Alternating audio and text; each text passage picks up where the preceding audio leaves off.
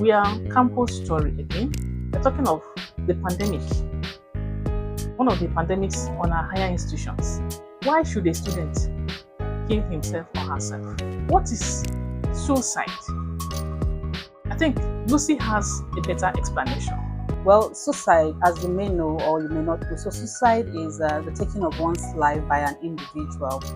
When someone takes his or her own life for whatever reason, decides to take his or her own life. So there are things that might cause suicide. I'll be highlighting a few factors that are possible causes of suicide. So number one, depression.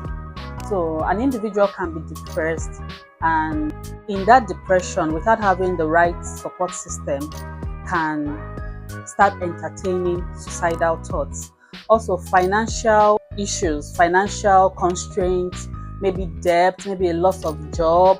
And yes, so when an individual has financial issues and somehow he has looked to the right, looked to the left, and there's no much support from anywhere, if time is not taken, the person will begin to entertain suicidal thoughts. Also, trauma.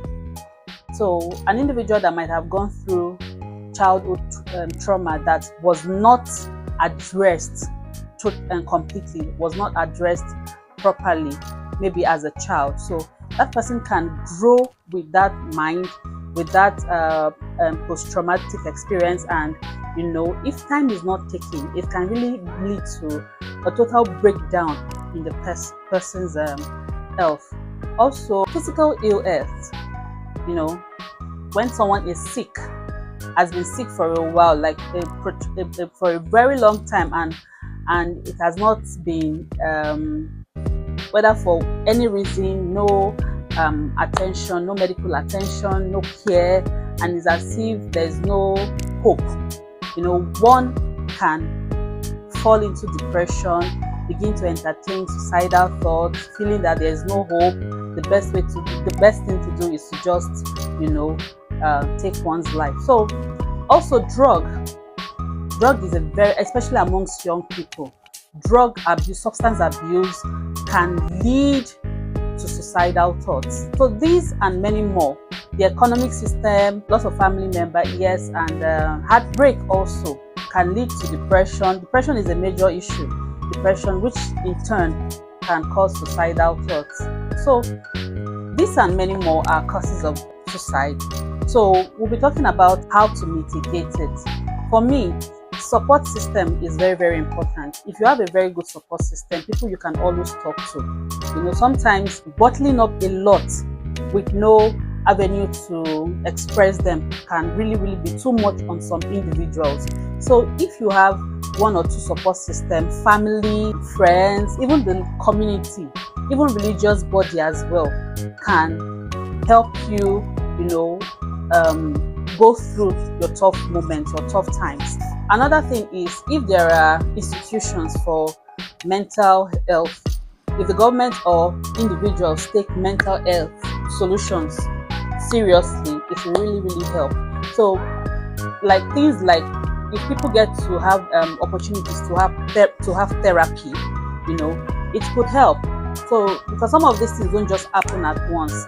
With time, it starts from little signs, little absent-mindedness, little things like that. So if people around can notice that, oh, this individual is not the same person I used to know. This person is feeling lonely, is looking lonely, is not looking as good as I used to know him or her. And there are opportunities to have therapy. I think it would really, really help. Education, education like workshop programs for young people, awareness, create awareness. If there's a way to create awareness for young people, if young people are aware of the causes and consequences of doing certain things, they would be able to put under control. Suicidal thoughts will be put under control, and people won't have to entertain these thoughts as much, because they know that, okay, I've learned this, I know if I do this it will lead to this, and in it will have this ripple effect. If it to lead to this and it will lead to that. Above all, I want to emphasize on the need to love yourself. Above all, no matter what is happening around you, no matter the noise around you, no matter the stigma, no matter the pressure, whether from family, whether from friends, whether from the society, love yourself. That is much important. That is more important than anything that is going on. Because if you love yourself, you would know that certain things are bad for you, and certain things you'll be able to block out certain things that are coming to you, irrespective of who it is coming from. So love yourself, love who you are, respect yourself, respect your body, respect your mind, respect your intellectual. Tell yourself you're smart, tell yourself you're strong, tell yourself that the fact that you failed doesn't mean you're a failure. You're not a failure, you just didn't get it right the first time. So be your own cheerleader, okay? Cheer yourself on, praise yourself. Trust me, if you do all of this, there will be no room for that external voice to whisper negative things to you, to tell you, oh, you should give up, you failed, then things will not work out. If you're your cheerleader, if you look at yourself and say, no, okay, I messed up, but that's notwithstanding, I can do better. Trust me, you come out of every trial, every situation stronger and a better person. Now you've heard it. For what reason? For any reason, why should you take your life? Your parents have set a goal for you. They want you to come back home with a good result. They want you to come back home with your first class, your good grade, your awards, everything like that. Good. Now you couldn't achieve it. Won't it be stupid, I may use that word, instead of giving them a good grade, you are sending your cups to them? Have you achieved anything? Of course no. What will make you take your life? Your friends? Who are they? It's your life. They are laughing at you. You failed your exams, and so what? You have a 20 receipt out of 10, and so what? You wrote JAMB 10 times, and so what? Is it their writing? If I can boast that I've never had a receipt or carryover during my school days, and so what? It's the end that will justify the means. If you are still in school, you are struggling with that difficult course, don't take your life. Instead of taking your life, come back home. Come and learn hairdressing. Come and learn tailoring. We will not kill you. All of them, they give money. You can even be playing your football. Shebi, the other time we have this boy that I don't know his name, but he was very, very good at chess, and he was recognized worldwide. So why should you kill yourself?